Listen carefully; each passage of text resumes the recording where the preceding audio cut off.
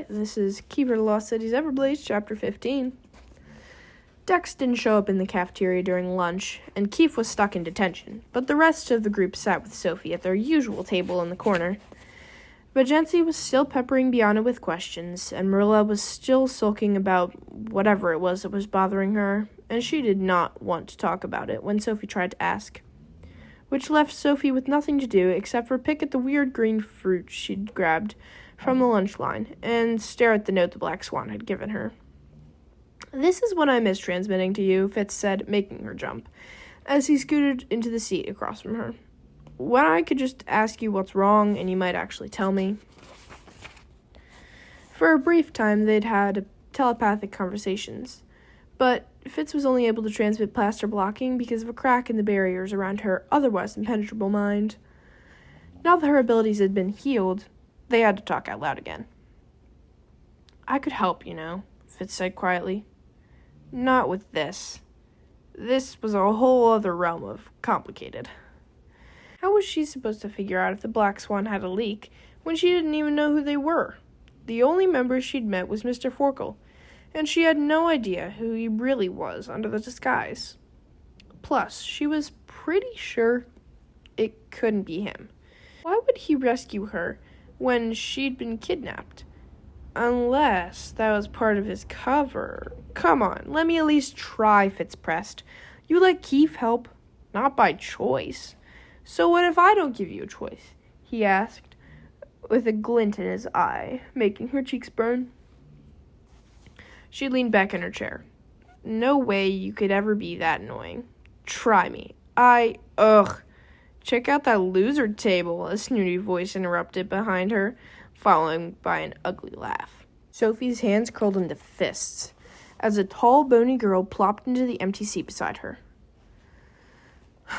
"You do not have permission to sit there," Sandor snapped, stepping out of his hiding place in the shadows. "I can handle Stina, Sandor." Sophie turned to glare at the girl beside her. "What do you want?" "Oh, I don't know." Stina turned to Fitz with a sly smile. "I'm not interrupting something, am I?" "Yeah, actually you were," Fitz told her. "I was talking to my friend." Sophie knew why he was emphasizing the word, but it still stung, almost as much as the stupid bruise on her wrist. "Yeah, what's up with that, by the way?" Stina asked. "I mean, I understand why these two are hiding over here." She pointed to Juncy and Marilla, who were both glaring at her. "They're just as bad as this one," she pointed at Sophie. "But you guys used to be so cool, and now?" She turned to her two stringy-haired minions standing behind her, and shrugged, unimpressed. "You think I care about what you think?" Bianna asked. "You should," Stina snapped. "I mean, look at you. I bet you feel so special now just because you manifested an ability." "Ugh, I manifested before you," Bianna reminded her, vanishing again for added effect. Stina's jaw tightened, but only for a second. "Whatever. Abilities don't matter as much as people say they do." "Is that what your dad tells you?" Marilla jumped in. "So what if it is? Look at your family, both parents with special abilities, and you're still at the loser table." "The only loser here is you," Juncy grumbled. "Keep telling yourself that." Stina turned back to Fitz and Bianna. "Do you realize what people say about the Vackers now? They're calling your family traitors." "Traitors?" Fitz repeated. "How do you figure that?" Stina tossed her frilly curls. "Simple. You spend all your time helping out the enemy." Fitz laughed, his scowl fading to a look of pity. "Sophie is not our enemy." "Are you sure about that?" Stina focused on Sophie, the glint in her eyes as cold as her smile. "So you haven't agreed to heal an incredibly dangerous criminal? Are you sure you don't want me to get rid of her for you?" Sandor offered again. "No, I'm fine," Sophie said, her voice echoing around the suddenly silent room. "And Prentice isn't a criminal. Tell that to the guards at Exile. But that's not who I meant. My dad tells me you're going to heal Finton. And, didn't he have something to do with those fires a few months ago?" "How do you know that?" As far as Sophie knew, all the information was classified. "I'll take that as a yes," Stina said smugly. Are you forgetting that Sophie's the one who helped stop those fires?" Fitz asked. "And I'm sure the council ordered Finton's healing." "So? Everyone knows the council don't know what they're doing." Not since she came along. They need to be replaced, like 60% of them. That is enough. All heads turned towards Dame Elena, who was striding towards Sophie's table, her ruby-encrusted ground swishing with every step, and it was the only sound in the room. She cleared her throat when she reached their table. Miss Hex, slanderous statements against the council have no place in this school. I know what I heard, and I will not allow anyone to disparage our leaders, or one of our most prominent noble families under my watch. Is that clear? Stina stood, her beanpole potty almost as tall as Dame Elena's, but she didn't argue. She didn't agree, either. She just motioned for her minions to follow her as they stalked away. You've earned yourself a week's worth of detention, Dame Elena called after her, and you can count on me notifying your parents. Sophie doubted Vika and Timkin Hex would care. She'd heard them say even worse. All right, show's over, Dame Elena said, clapping her hands and ordering everyone to get back to their lunches. And Miss Foster, she added, loud enough for everyone to hear, if anyone says anything like that again, I expect you to tell me. Same goes for all of you.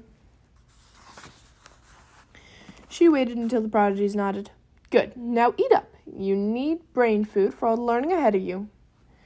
Sophie usually dreaded the long walks across campus to the twisted golden and silver towers that housed the elite levels, and her afternoon sessions, but it was a relief to get away from all the stares and whispers that had followed the lunch incident. She wished Fitz and Biana could do the same, especially since it was her fault they'd been dragged into the drama.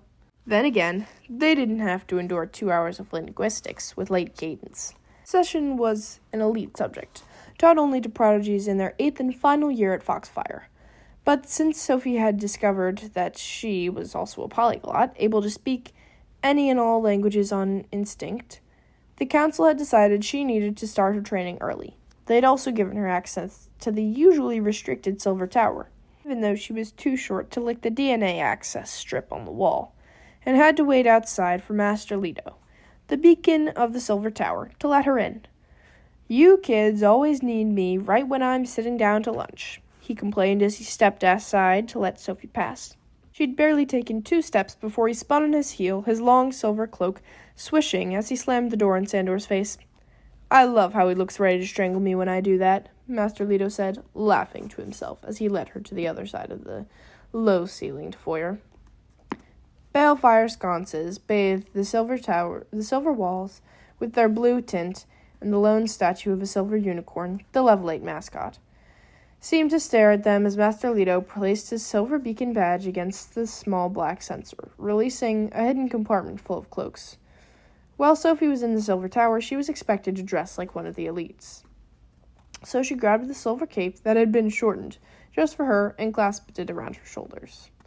I heard you had some excitement today, Master Leto said, checking his overly gelled hair before he pressed his palm against the wall and opened the hidden doorway to the main tower. I've been telling Dame Elena for months she needs to run those levels on a heavier hand. Perhaps now she'll be willing to listen to me. You'll find no such issue here. The Silver Tower is under my control.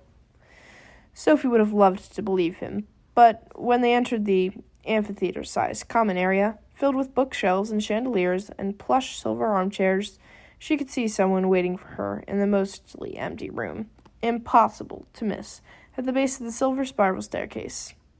Prentice's son, Wiley.